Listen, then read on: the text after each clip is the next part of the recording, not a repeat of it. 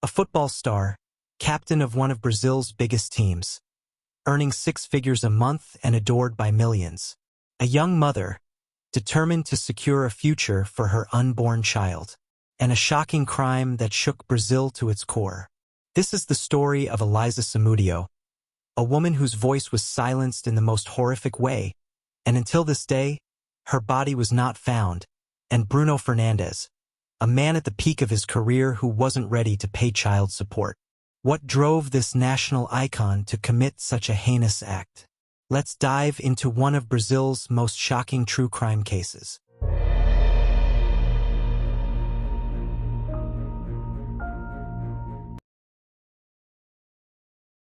Hola, hello, and welcome to Blood and Samba, your weekly dive into Brazil's most shocking and mysterious true crime cases. So if this is your cup of coffee, please consider liking and subscribing. On May 21, 2009, some of Flamengo's soccer players gathered for a barbecue to unwind after a grueling season. The party, like many of its kind, was filled with drinks, music, and beautiful women eager to mingle with the players. For many women, the dream of becoming a soccer player's girlfriend was seen as a ticket to a better life. Among the guests was Eliza Samudio, a striking and ambitious woman. As the night progressed, a friend of Eliza's informed her that Bruno Fernandes, then Flamengo's star goalkeeper, was interested in her. What began as a casual encounter that night would eventually lead to a tragedy that captivated the nation. Born on December 23, 1984, Bruno Fernandes de Souza didn't have an easy childhood. 3 months after his birth, he was abandoned by his parents and raised by his grandmother in a poor neighborhood near Belo Horizonte. Bruno's family history was marred by crime and violence.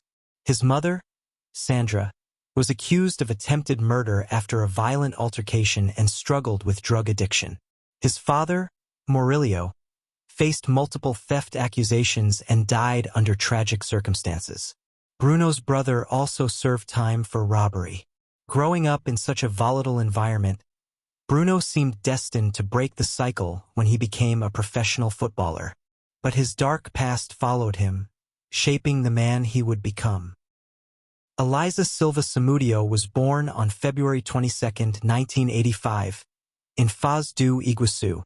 Raised by her father after her mother fled an abusive relationship, Eliza's childhood was marked by abandonment. From a young age, Eliza dreamed of leaving her small town to become a model. At 18, she moved to São Paulo to pursue her aspirations. Facing financial struggles, she worked as a call girl and appeared in adult films to support herself. Despite her hardships, she remained determined to create a better life. 3 months after their fateful encounter, Eliza called Bruno with life-changing news. She was pregnant, and she was certain the baby was his. Bruno, who was now in a new relationship, reacted with shock and anger. He denied paternity and pressured Eliza to have an abortion.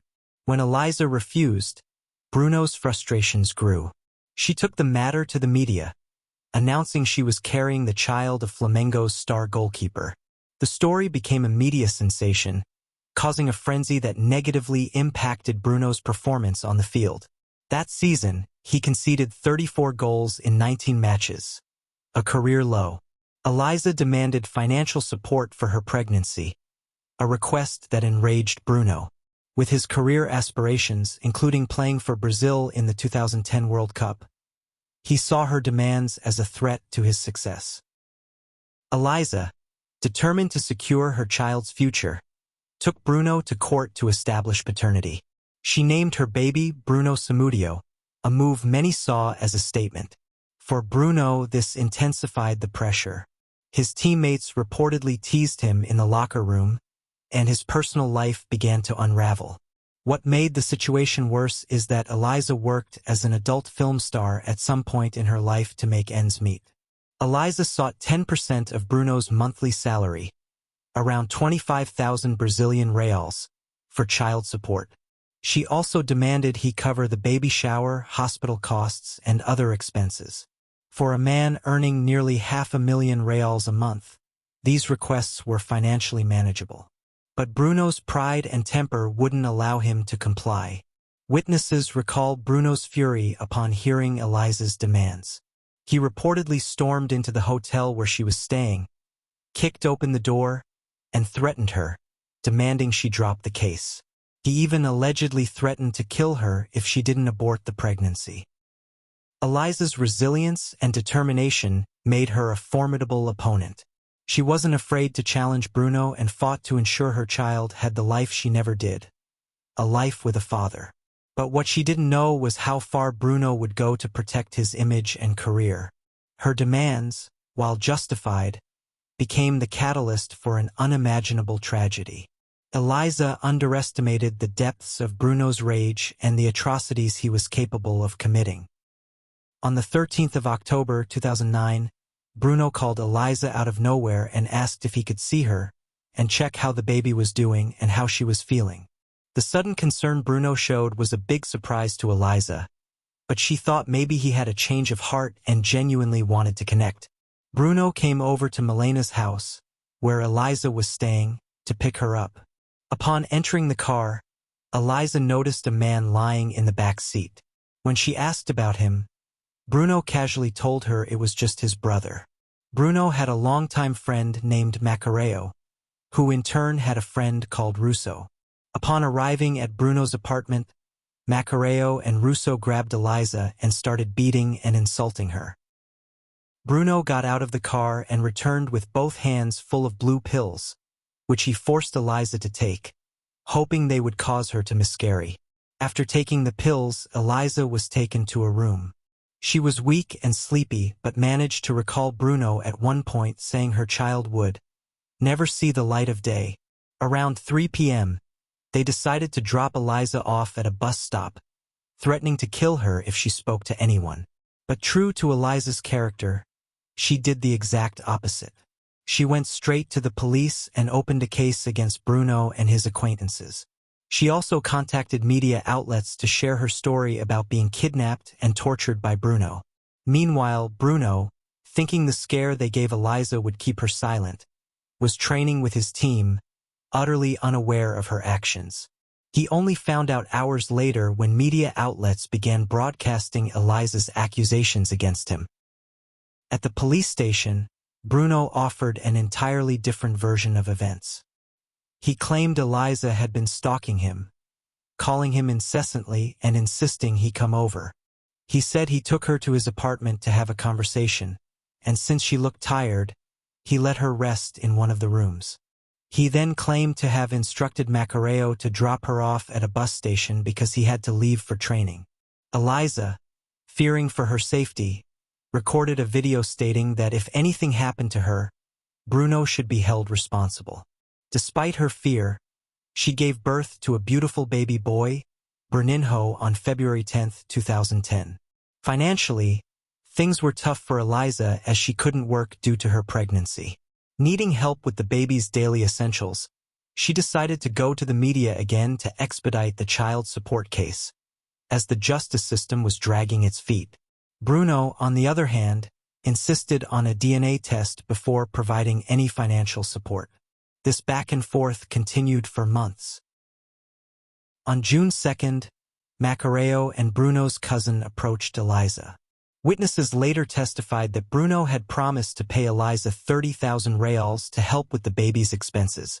All she had to do was go to Bruno's apartment in Recreio dos Bandeirantes, Rio de Janeiro, to collect the money. Believing that Bruno wouldn't harm her now that his previous actions were public knowledge, Eliza agreed. However, she was walking into a deadly trap. Eliza entered Bruno's Range Rover with her son, unaware that Bruno's cousin was hiding in the trunk. The trunk of the Range Rover could be accessed from the back seat. While they were driving, Bruno's cousin jumped out of the trunk with a revolver and struck Eliza on the head. Though she tried to fight back, she was hit several more times and began bleeding profusely. Eliza was tortured both mentally and physically, similar to the first incident, but this time she would not survive to tell the tale. The plan was to take her to a farmhouse owned by Bruno. At this point, another woman enters the story, Fernanda, Bruno's mistress. While Eliza was being tortured, Macareo convinced Fernanda to look after Bruninho. He told her that Bruno's cousin had injured Eliza and that they couldn't let her go because she might go to the police, ending Bruno's career. They claimed eliminating her was the only option. Although she didn't fully understand the plan, Fernanda agreed to care for Bruninho. When Bruno returned home and saw what had been done to Eliza, he was furious with Macareo and demanded he fix the situation. The group decided to take Eliza to the farmhouse. During the drive, they stopped at a motel. According to the investigation, a man named Jose Laureano, also known as Zaza, introduced the group to a former police officer named Marcos Aparecido dos Santos, or Bola. Bola was to eliminate Eliza. The group left a diaper behind at the motel, which raised suspicion among the staff, as Brazilian law prohibits children of any age in motels. When they arrived at the farmhouse, Eliza was forcibly removed from the car while holding her baby. Her son was ripped from her arms as she cried in despair, begging for mercy. Instead of mercy, she was told that her suffering would soon end, permanently. Bola put Eliza in a headlock and started strangling her as she kicked and gasped for air. She eventually died, her son witnessing her final moments. Bola then took Eliza's body to the back of the farmhouse to dismember it. Witnesses claimed that parts of her body were fed to dogs, though investigators believe this was done to mislead them. Her remains were likely disposed of in a way to ensure they would never be found. Bruno believed Eliza's death would solve all his problems. However, this was the beginning of his downfall. Back in Rio de Janeiro, Eliza's lawyer and friends became increasingly worried about her and Bruninho's whereabouts. An anonymous tip led the police to Bruno's farmhouse. Though Eliza's body was never found, her son was discovered in a favela being cared for by Diane, Bruno's then-girlfriend. Meanwhile, Bruno publicly slandered Eliza, claiming that she was just a girl that got pregnant in an orgy when the condom burst, and that she had abandoned her son and left. But his web of lies unraveled when his cousin Sergio, then 17 years old, confessed everything to the police. He detailed the kidnapping, torture, and murder of Eliza, as well as the roles played by everyone involved. All 8 individuals connected to Eliza's murder were arrested. Though her body was never recovered, prosecutors had sufficient evidence to convict them. The convictions were as follows. Bruno Fernandes, convicted of triple qualified homicide and concealment of a corpse. In 2023, he began serving parole. Diane Rodriguez, Bruno's ex-wife, acquitted of kidnapping and false imprisonment of Eliza's son. Fernanda Castro, Bruno's girlfriend, sentenced to 3 years in prison, later replaced by financial compensation and community service. Alenilson da Silva, sentenced to 3 years in an open regime for kidnapping and false imprisonment of Eliza's son. Wemerson Marquez, sentenced to 2.5 years in an open regime for kidnapping and false imprisonment of Eliza's son. Marcos Aparecido dos Santos, Bola, sentenced to 34 years in prison. Luis Enrique Ferreira Romeo, Macareo, sentenced to 15 years in prison. Bruninho, or Bruno, is now 14 years old and is a goalkeeper like his father, and at 14 he played for some top teams including Botafogo. This tragic case serves as a chilling reminder of the consequences of toxic masculinity and a justice system that often fails to protect its most vulnerable. Eliza Samudio's story is not just about a young woman who lost her life, but a testament to the societal and systemic changes needed to prevent violence against women. As we remember Eliza and countless others who have faced similar fates, we must ask, what more can be done to hold individuals and institutions accountable for protecting women and ensuring such tragedies are prevented in the future? A Netflix movie called An Invisible Victim, The Eliza Samudio Case, recently premiered, and it tells the story of Eliza Samudio. If you found this story compelling, don't forget to like this video, subscribe to the channel, and hit the bell icon so you never miss an update on the cases we cover. Thank you for watching, and until next time, stay safe. Ciao.